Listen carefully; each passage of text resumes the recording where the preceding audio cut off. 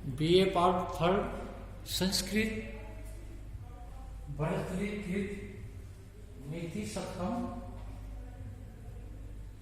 श्रीरेण आत्मगतो उदकाय ही गुणा दत्ता पुरा ते अखिला सीरे तापम अविक्षे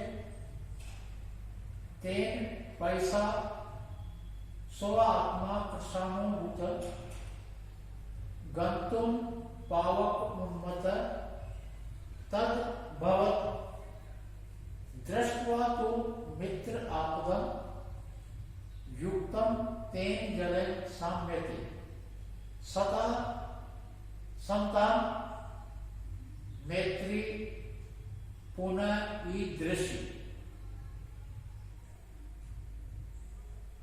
पूरा श्रीरेण आत्मो उदकाय अखिला ते गुणा दत्ता कि पहले दूध के द्वारा अपने में स्थित जल को अखिला ते गुणा दत्ता कि संपूर्ण गुण दे दिए गए।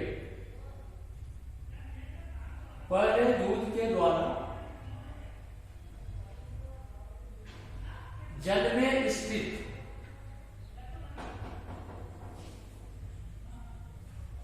ते गुणा दत्ता संपूर्ण गुण दे दिए। सीधे तापम अवेक्षे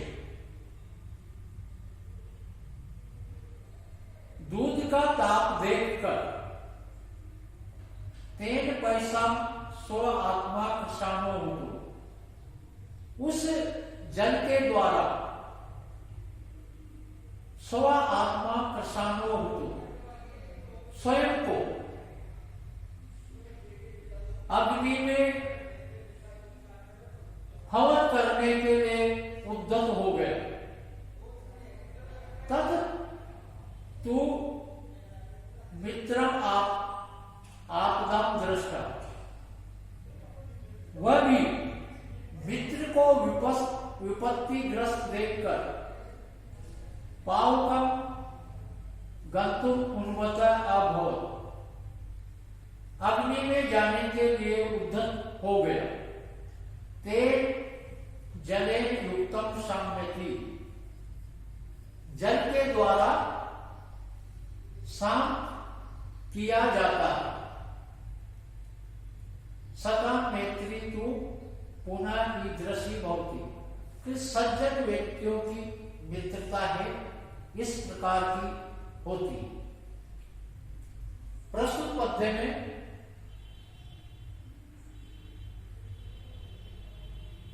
दूध और जल के उदाहरण से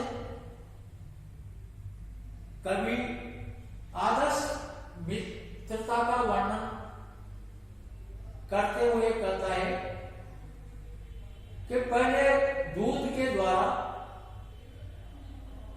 अपने में स्थित जल को संपूर्ण गुण दे दे। अर्थात दूध में जैसे पानी मिलाते हैं तो पानी भी दूध के ही गुण धारण कर लेता है और दूध भी पानी भी दूध ही की तरह नजर आता है और उसका स्वाद भी वैसा ही होता है।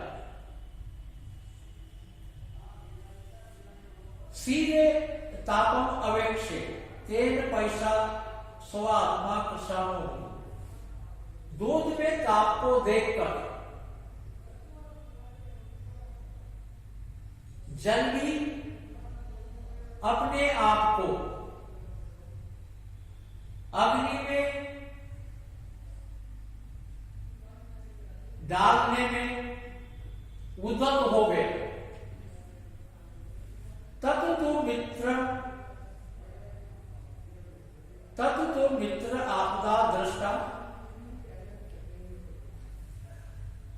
उस जल मित्र की विपत्ति को देखकर पावक गंतुम उन्मत्त भवत् का वह दूध भी आग में जाने के लिए तैयार हो गया। तेन जले युक्तम साम्यति इस प्रकार से जल के द्वारा शांत होता है। सत्ता मैत्री तु पुनः ईदृशी भवति कि सज्जन व्यक्तियों की मित्रता इस प्रकार की ही होती है। प्रस्तुत पद्य में कवि भर्तृ दूध और जल के उदाहरण से सज्जन व्यक्तियों की मित्रता के बारे में बताते हैं कि मित्रता दूध और जैसी होनी चाहिए। जब दूध अपने मित्र जल को स्वयं के गुण दे देता है और जल भी दूध के ताप को देखकर अग्नि में जलने के लिए तैयार हो जाता है और मित्र को आपत्ति में देखकर वह दूध भी उफान पे आता है, अर्थात अग्नि में जाने के लिए उद्यत हो जाता है और अंत में वह जल के द्वारा ही शांत किया जाता है। इस प्रकार से सज्जन व्यक्ति की जो मित्रता होती है वह दूध और पानी जैसी ही होती है, क्योंकि एक के कष्ट को देखकर दूसरा उस कष्ट को दूर करने के लिए उद्यत होता है। इसी भाव को प्रस्तुत पद्य में व्यक्त किया गया है। प्रस्तुत पद्य में सार्वजनिक विपरीतम छंद है। सार्वजनिक विपरीतम छंद का लक्षण है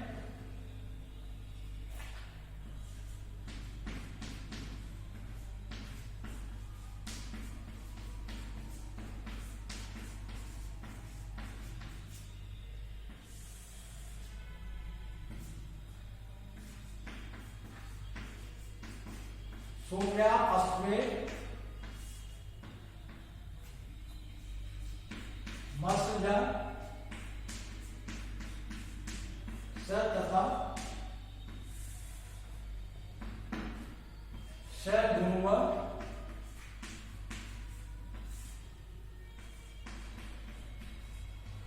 सार्वं विक्रीडितम्।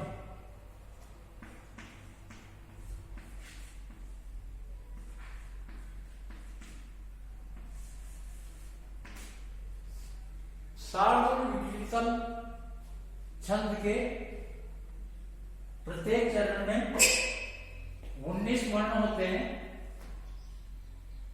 प्रत्येक चरण में गणों का क्रम मगन, सगन, जगन, सगन, तगन, तगन और अंत में एक गुरु वर्ण होता है। सार्वजनिक विपरीतम छंद में 12 और 7 पर यति होती है।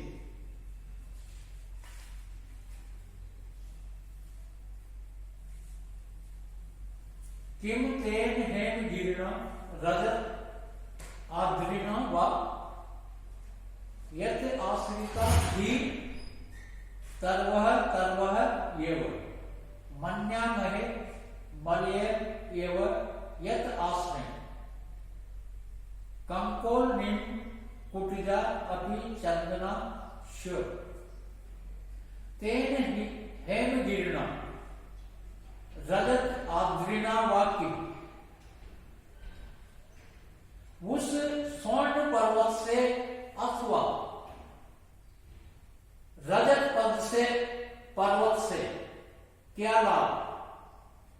यत्र आश्रिता तरव ते यव तरव कि जिसका आश्रय लेने वाले वृक्ष ही बने रहते हैं। मरियम यव मन्यामहे मलय पर्वत ही धन्य है।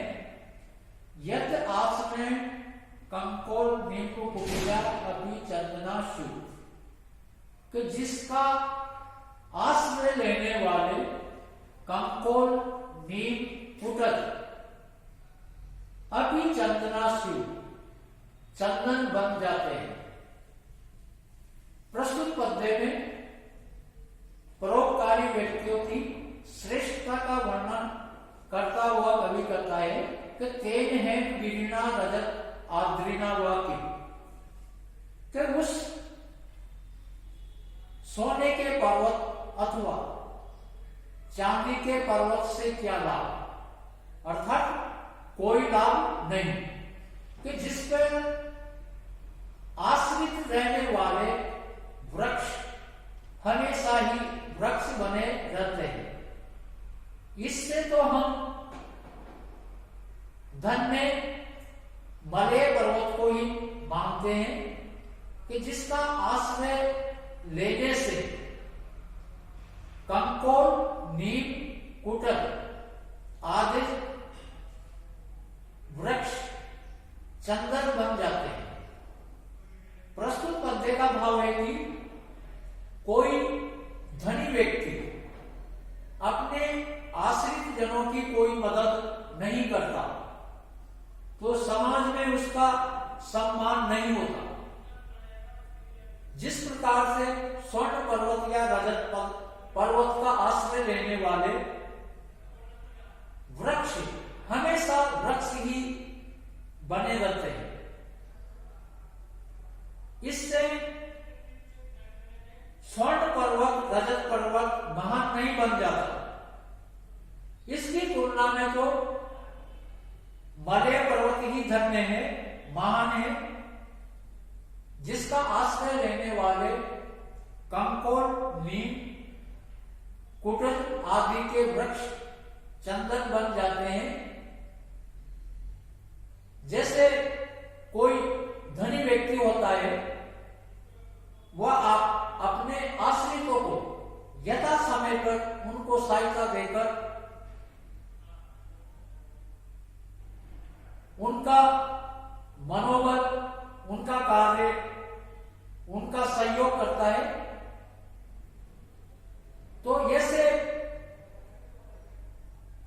धनी व्यक्ति का इस समाज में कोई मतलब नहीं, जिसके आश्रितों का उसका लाभ न मिले।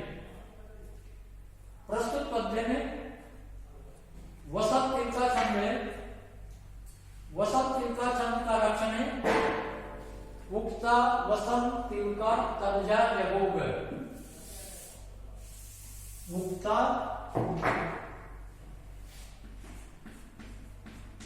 वसंत तिलका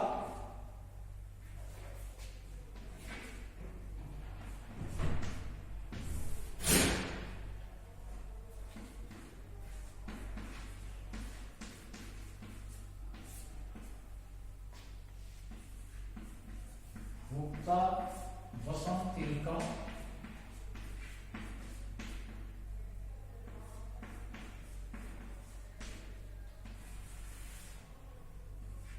तर्जा जगोग।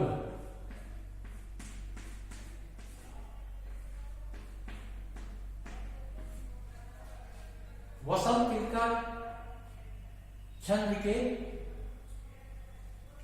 चारों चरणों में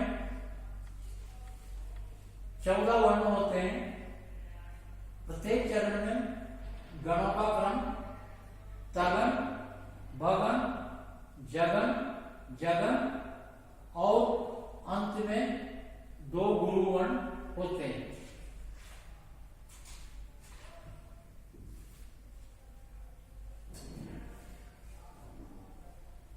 मनसी वचसी काये पुण्य पीयूष पूर्ण त्रिभुवन उपकार श्रेणी प्रेणयन्ते पर गुण परमाणु पर्वती कृत्य नित्य निज हृदय विकसंत संति संत कीयते। प्रस्तुत पद्य में उदार हृदय वाले सज्जन व्यक्ति बहुत कम मिलते हैं। इसका वर्णन इसी भाव को स्पष्ट करता हुआ कवि कहता है कि मनसी वचसी काय, कि मन में, वचन में और शरीर में पुण्य पीयूष पूर्ण, पुण्य रूपी अमृत से परिपूर्ण त्रिभुवनम उपकार श्रेणी भी तीनों लोगों को अनेक प्रकार के उपकारों से प्रसन्न करने वाले परमुनि परमाणु प्रवृत्ति कृत्य दूसरे के अल्प गुण को भी पर्वत के समान विशाल बताने वाले निज हृदय नित्यम विक्षंत के अपने हृदय को प्रसन्न रखने वाले संत कियत संति के ऐसे सज्जन व्यक्ति कितने हैं। प्रस्तुत पद्य में उदार हृदय वाले व्यक्ति बहुत कम होते हैं। उसी भाव को व्यक्त करता हुआ कवि कहता है कि मन से, वचन से, शरीर से तीनों लोगों का उपकार करने वाले, लोगों को प्रसन्न करने वाले, दूसरे के अल्प गुण को भी पर्वत के समान विशाल बताने वाले, अपने हृदय में प्रसन्न रखने वाले ऐसे सज्जन व्यक्ति कितने हैं, अर्थात बहुत कम है। प्रस्तुत पद्य में जो सज्जन व्यक्ति होता है वह उसके मन, वचन, शरीर में एक रूपता होती है और वह अपने उपकारों से, अपने अच्छे कार्यों से दूसरों को प्रसन्न करते हैं और दूसरे के अल्प गुण को भी पर्वत के समान विशाल बताकर उसकी प्रशंसा करते हैं और वह स्वयं भी अपने हृदय को प्रसन्न रखते हैं। ऐसे सज्जन जो व्यक्ति होते हैं, सज्जन पुरुष होते हैं, वह बहुत कम होते। प्रस्तुत पद्य में मालनी छंद है। मालनी छंद का लक्षण है ननमय येयुतेयम मालनी भोगी लोके।